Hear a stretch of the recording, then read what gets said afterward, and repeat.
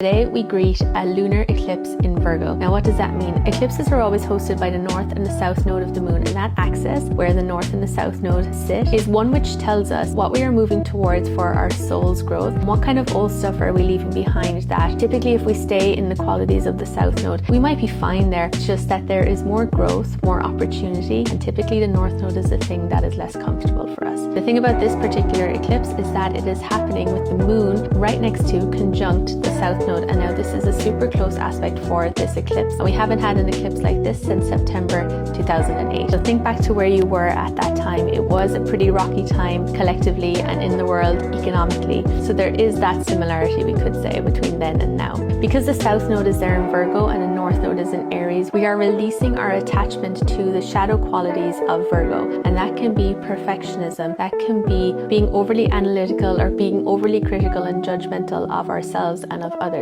Virgo tends to be very cerebral, intellectual. That is well and good in certain scenarios. However, as a collective, we are leaving behind some of those qualities so that we can evolve further into the light of Pisces, which is dealing in intuition, creativity, and our inner knowing. And that wisdom that comes from maybe not statistics and information, but more of the gut feeling. Saturn is conjunct the sun here, is directly opposite, of course, that full moon. And so that is telling us that there is a need now for discipline and a reality check and getting really clear with yourself about thought patterns, the way that you're speaking to yourself, the way that you are looking at the world, and see what is there that needs to be released. Another interesting aspect we've got is that Uranus of miracles and unexpected changes is trine the moon. Now that is a harmonious aspect, so that can bring in some lightness and some maybe good fortune if we do proceed more toward the light aspects of this full moon lunar eclipse.